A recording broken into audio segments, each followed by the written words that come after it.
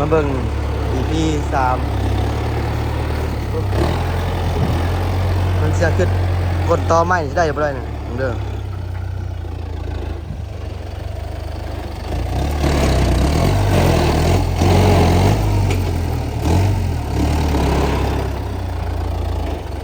เอาต่อไม้ขึ้นนี่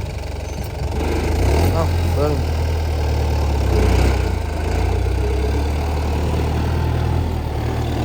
มาจะขึ้นได้หรือบ่ได้น่ะ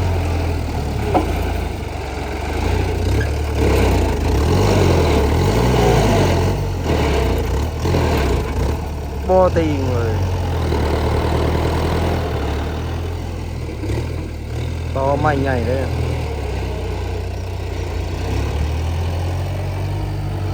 เบิ่ง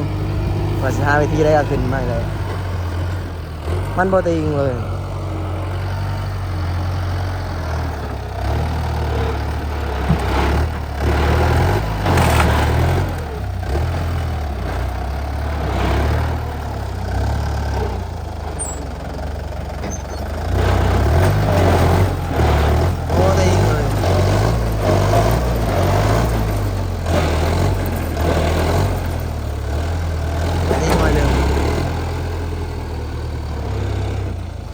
เรื่องที่ได้ขึ้นแล้วสองคันอาจจะขึ้นด้วยสองคันคันหนึ่งดึงคันหนึ่งดึงคันหนึ่งดันแต่นี่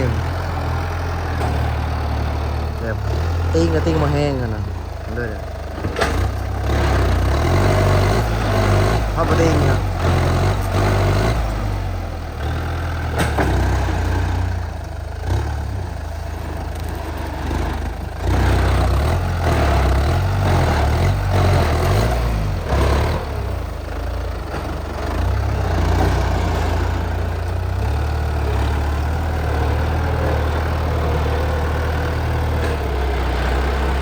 สิ่งแรกเพื่อจะได้เงินมันเป็นง่ายน้อยเนาะ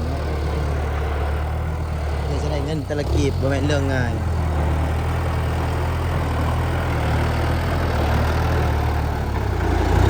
เราใช้จ่ายคือง่าย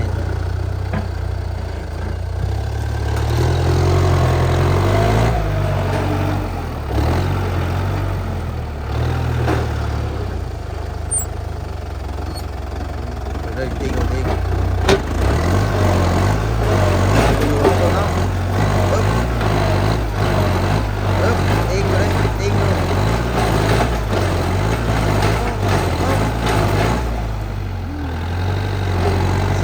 คนแห้งคนหลด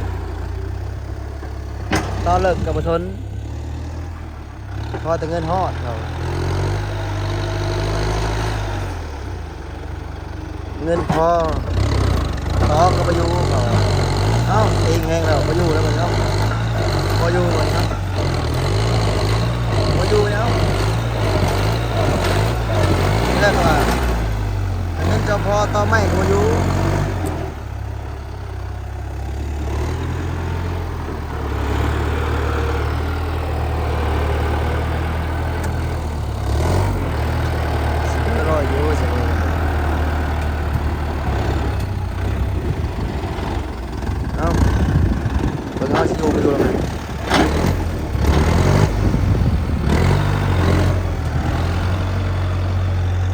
หอบต้นไม้เลยยังบ่ไปอยู่เนาะต่อเลิกขนาดนั้นต่อยังเอิ้นพวกกินป่าบ่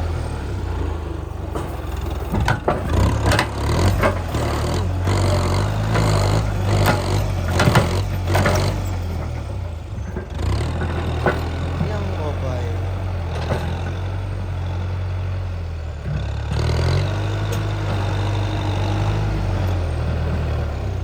ซิวไปอยู่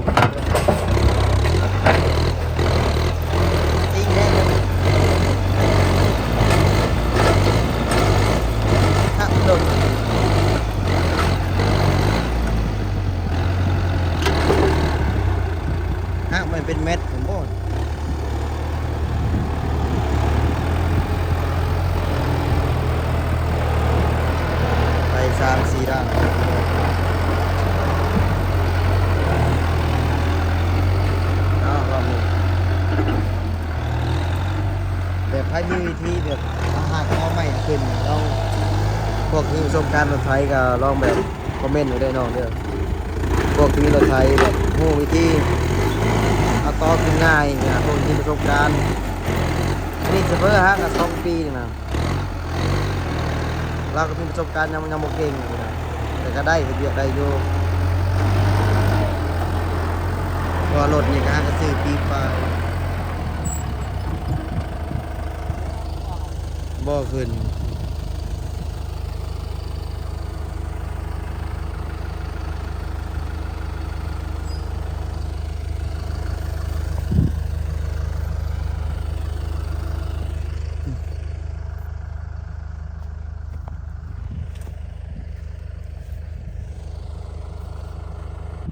ก็หาสิน้อยบ่ให้ขึ้นจังได๋หาเป็นเม็ด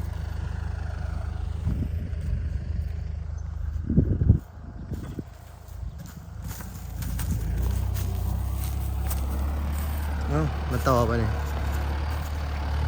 ว่าสิขึ้นได้หรือบ่ได้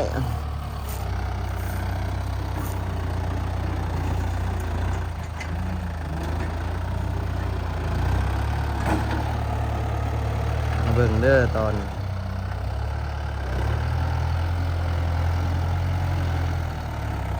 มันก็ยากเติบได้ตอนมันสิมันยากน้อยเพราะว่าหากมันเลิกหั่น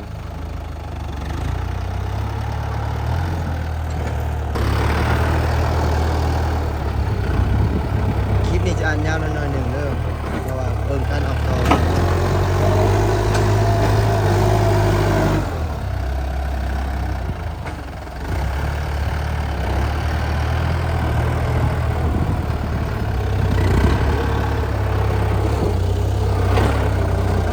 พอขึ้นบ่ได้ดอก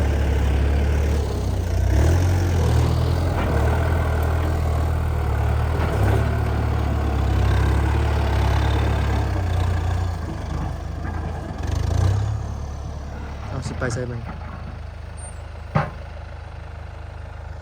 มาขึ้นบ่ได้ซ้ำโอ้สิเฮ็ดสิละมันยาก